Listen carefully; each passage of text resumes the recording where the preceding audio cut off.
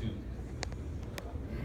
Now, you can't do an integral directly, right, in that particular instance, because all I'm doing is giving you a range of values. So just treat it as a summation. Remember, that's one way of doing integration, is to basically, you can treat this lambda 1, lambda 2, f lambda d lambda. You can treat that like this, to sum up f lambda delta lambda. Okay? And that's really all I'm asking you to do in the problem. So it's a summation. I give you a range of noisy people and a range of fluxes and a range of lambda chain differences. So I'm basically asking you to solve that integral numerically using a formula like that. So this delta lambda is just lambda over 2 minus lambda 1. Okay. There's another problem where we are looking at Jupiter. I don't know if you've gotten to that one yet, probably not, but when you do. And I give you astronomical units for the distance of Jupiter from the Sun. You use this equation to come up with the flux at Jupiter. So we just kind of breeze through this.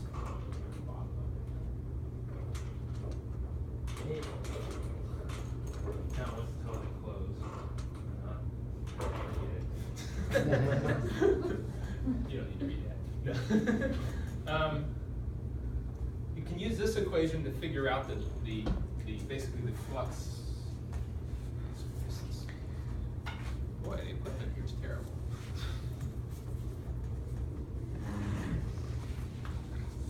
Let's see. So we have f of the Sun times 4 pi squared. I'm sorry, 4 pi d squared equals a constant.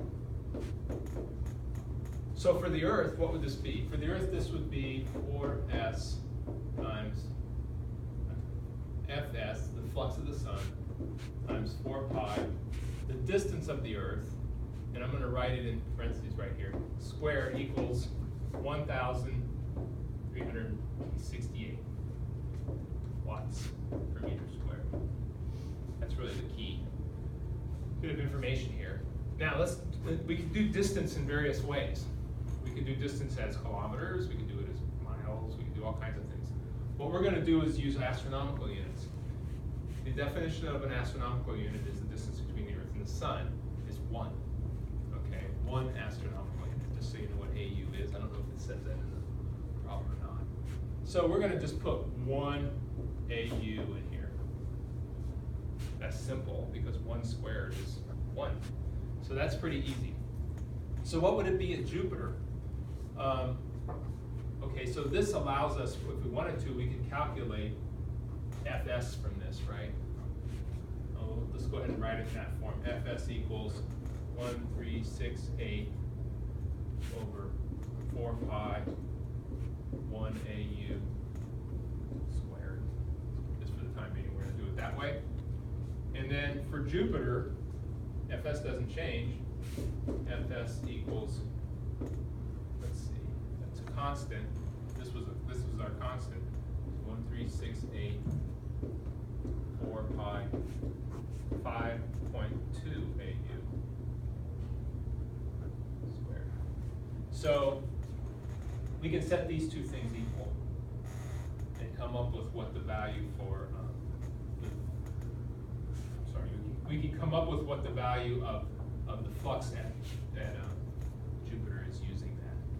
It's going to be, basically what it ends up being is some factor of 1 over 5.2 squared times what it is for the Earth. Okay? That's probably confusing, but think of it that way, that the two have to be a constant.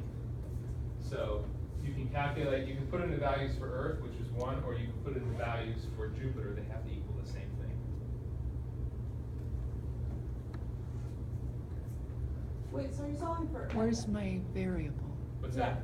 What's the This variable? Fs is the surface F for that Okay, but when I location. I think I screwed that up. When We I used set all them this equal word. to each other, Sorry. yeah, where's, Get that right.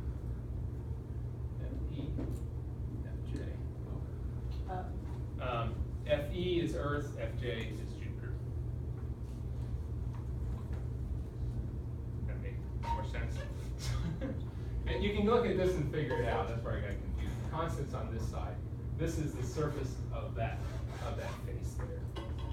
Right? And you can basically figure it out by thinking, well, Fs as d gets bigger, it gets smaller. Right?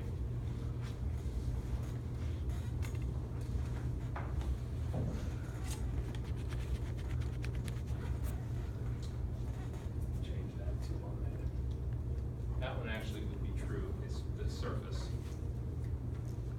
This one would be E.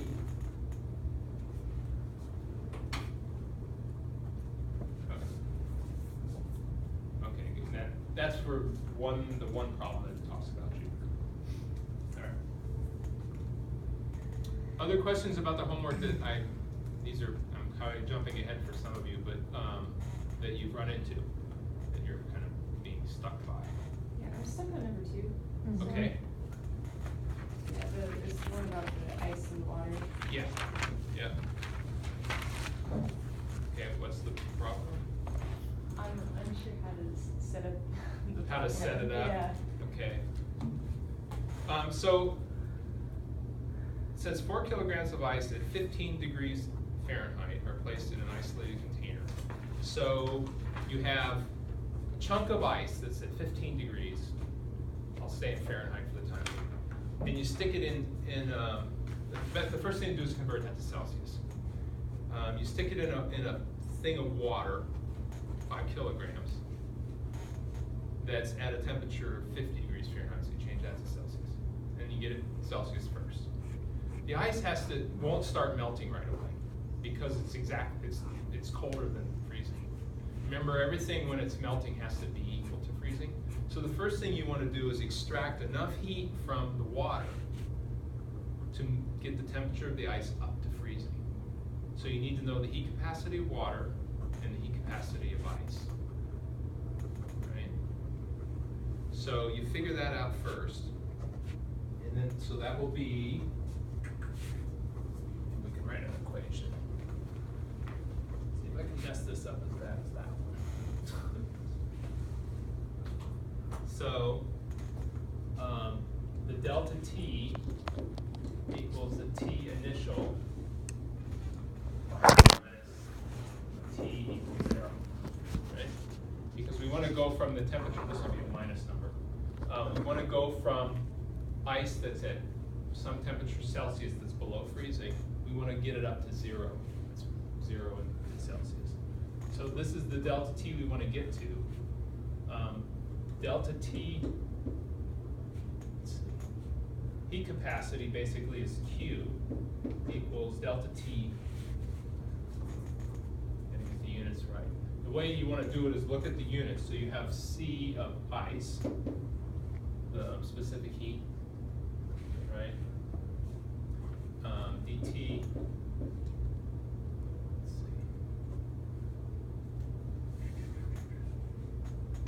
Can't remember the thing that it goes to. Just a second. Yeah, I'm sorry.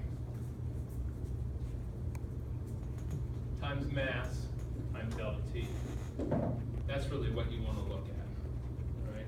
You know the mass of the ice, you know the delta T of the ice. So that's the Q to get it up to freezing.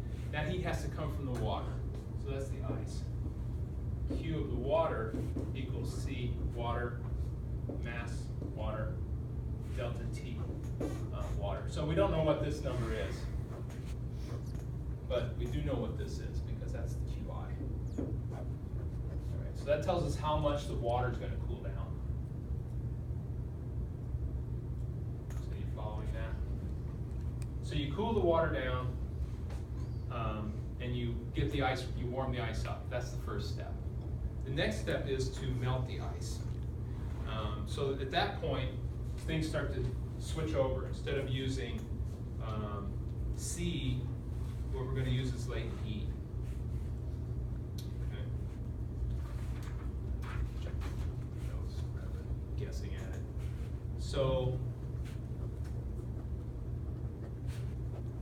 yeah. So for latent heat of melting, we have the mass that's melted of ice times L equals C of water, mass of water, and then some delta T, which in this case, we have a new temperature for the water. So I'm going to say temperature new, and again, minus 0. It can only get to 0. Can't get any colder to melt the ice. So that's going to limit how much heat you can extract from the water. That amount of heat has to equal some mass of ice times the latent heat of fusion. This is the latent heat of fusion here, which is like, what I can tell you, 3.34 times 10 to the 5th joules per kilogram. So that's the process you want to go through.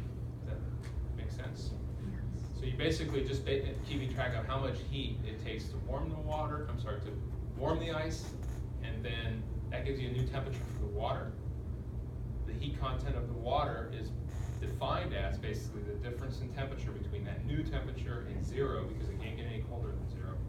That's the amount of heat you have to melt ice. And then at that point, everything's at 0, and there can't be any more melting without addition of heat. So we're assuming this is some sort of weird sealed box again. It's a super insulated cooler. Okay. Any other